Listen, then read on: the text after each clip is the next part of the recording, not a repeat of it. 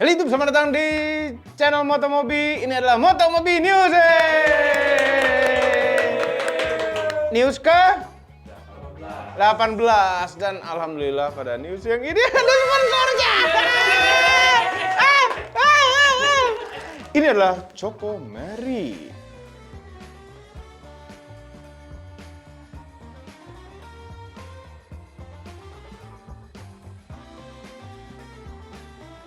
Dari Regal, dan ini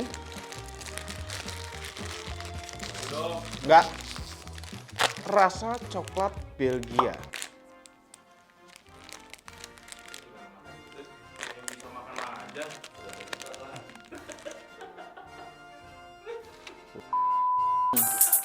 Nyok.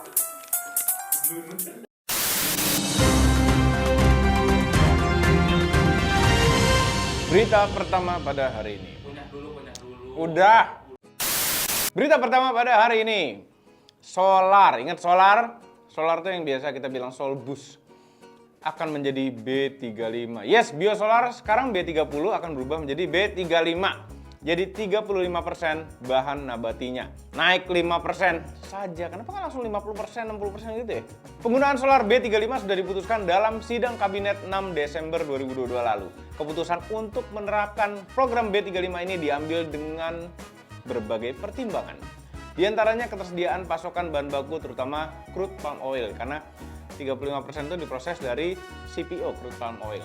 Karena kapasitas produksi dari badan usaha bahan bakar nabati dan standar spesifikasinya harus dipenuhi.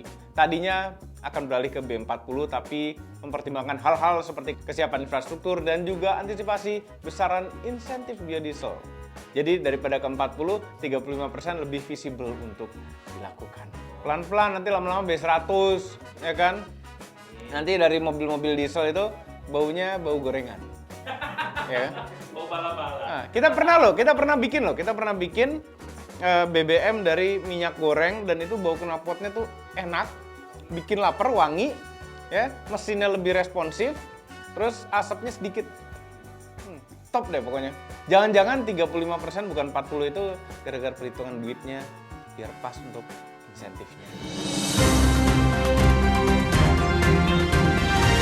Berita selanjutnya, Valentino Rossi balap pakai BMW. Ini itu pembalap motor kan ya? Iya. Hah? Kenapa dia balap pakai BMW? Jadi ini balapannya bukan pakai motor BMW, tapi balap mobil BMW M4. Turun di balapan ketahanan Fanatec GT World Challenge Europe. Rossi bergabung di tim W Racing Team, WRT, yang biasa pakai Audi. Tahun lalu WRT ini pakai Audi R8 dan mengakhiri musim di posisi kedua klasemen. Walaupun tadinya mau pakai Audi LMDH hypercar untuk balap ketahanan, tapi program LMDH ditangguhkan oleh Audi. Akhirnya WRT menggandeng BMW M untuk musim 2023 ini. Rossi akan berbagi mobil dengan pembalap asal Belgia namanya Maxime Martin. Oh iya nih cowok Belgia. Oh, Belgia ini lagi iklan lagi. Enak. Dan pembalap asal Brazil Augusto Farfus. Valentino Rossi lahir pada 16 Februari 1979, merupakan yang paling senior, tapi fans Rossi yakin jagoan mereka akan sukses biarpun sudah berumur. Ya lihat aja Bung Fitra tuh, udah berumur ya. Tapi dia motor gini, mobil tuh begini, beda loh. Nanti kalau tahu-tahu dia naik mobil terus nyelip-nyelip gitu gimana? Ngeremnya di setir. Iya, ya makanya ngerem gini nanti. Nah kita lihat ya, pembalap motor bisa jadi pembalap mobil apa enggak?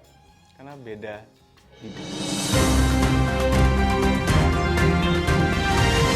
Hyundai baru umumkan kehadiran Hyundai Kona generasi terbaru. Bentuknya keren sekali. Geser turun nggak kelihatan. Hyundai Kona sebelumnya yang kami pakai itu berbasiskan dari mobil yang internal combustion yang kemudian dilistrikkan. Ya. Nah kalau Kona yang baru ini yang generasi kedua aslinya itu didesain sebagai mobil listrik. Namun ada yang mesinnya hybrid dan internal combustion. Tapi justru kebalikan, dari basis listrik dibensinkan, di internal combustion kan. Jadi selain yang elektrik, ada yang hybrid juga, ada yang mesin internal combustion biasa, dan ada Kona N-Line. Yes, versi kencang. Dari depan semuanya seragam. Ada light bar loh. Di sela-sela kap mesin dari kiri ke kanan. Ini macam mata Robocop, tapi mata Robocop kayak gini nih, udah ada di apa? Wuling REV, Stargazer, ya kan? Dan lampu utamanya ada di bawahnya, sejajar dengan bumper. Yang membedakan antara EV dan varian lainnya adalah grill bawah model Pixel. Kalau yang EV pakai model Pixel, seperti teman-teman EV Hyundai lainnya. Di Kona konvensional dan hybrid, ada bagian lebih terbuka untuk asupan udara ke radiator dan mesin. Sedangkan versi N-Line tampak lebih agresif di palang tebal membelah grill. Dari samping Kona Hybrid dan internal combustion ada fender warna hitam, sedangkan yang EV dan N-Line warna body. Kalau yang generasi awal yang pertama, yang hitam tuh yang sebelum facelift, yang setelah facelift warna body. Dimensi panjang Kona generasi kedua ini mencapai 4.355 mm atau lebih panjang 150 mm. 1,5 cm lebih panjang daripada Kona elektrik kami. Lebarnya 1825 atau bertambah 25 mm, 2,5 cm.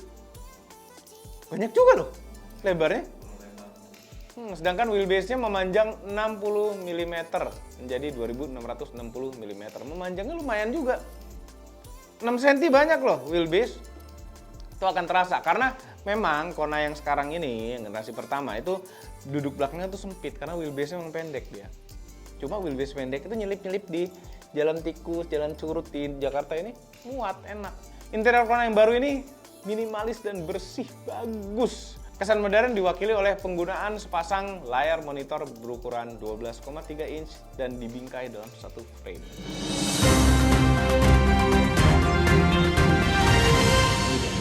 Kita selanjutnya, Mugen sedang menyiapkan Civic Mugen Civic RR, iya. Civic Mugen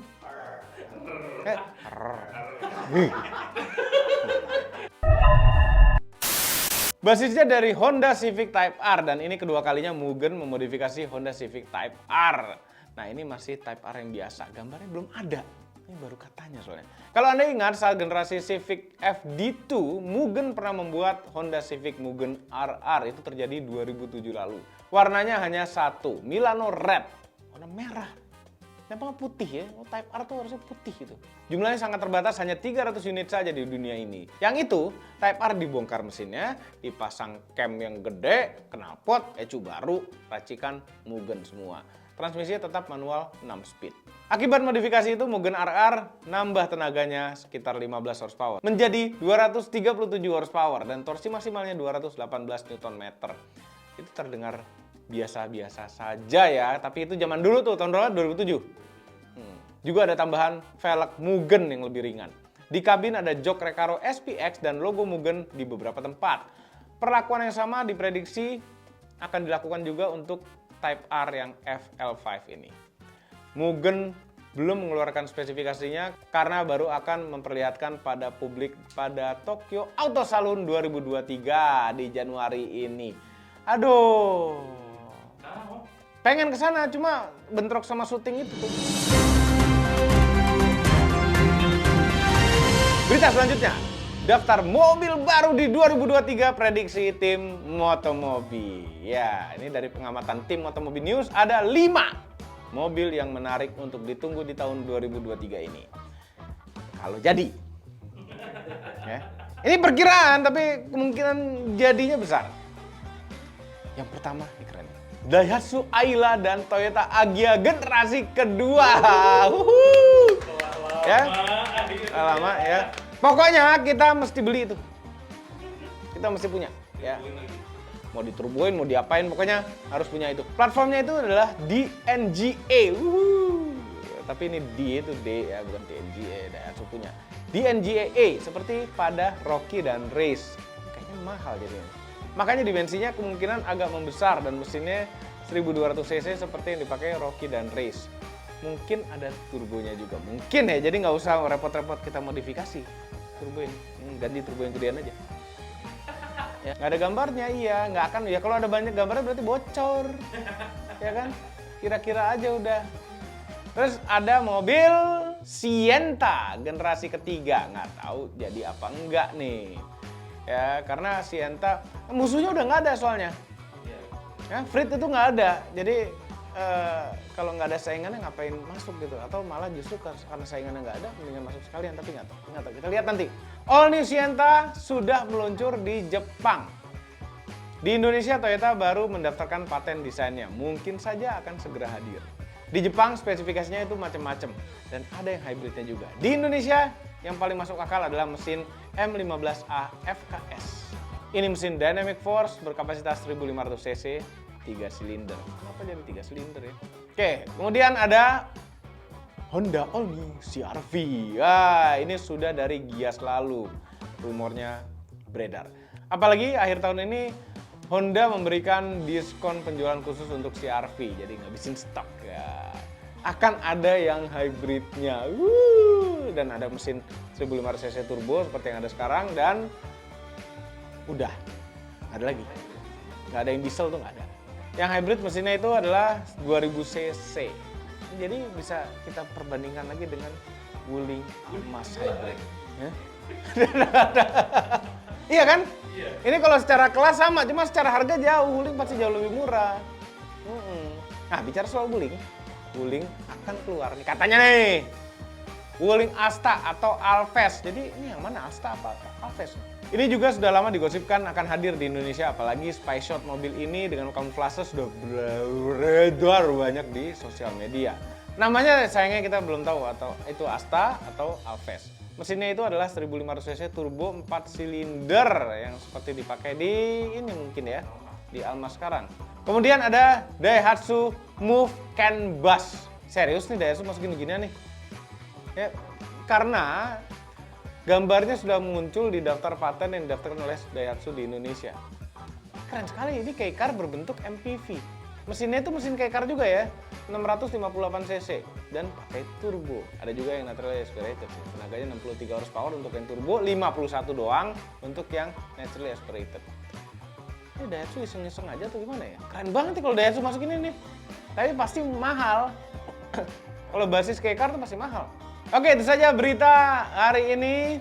Jangan lupa tekan tombol jempol ke atas dan subscribe channel Motomobi Umumi dan Mes Mobi apabila belum berikut dengan tombol lonceng share video ini ke seluruh dunia melalui sosial media Anda, dan jangan lupa follow sosial media kami semua. Cek di website motomobinews.id untuk berita yang lengkapnya. Terima kasih telah menonton. Apaan? Ya, makan dulu, makan sendiri, nggak ada bagi-bagi. Saya tadi you.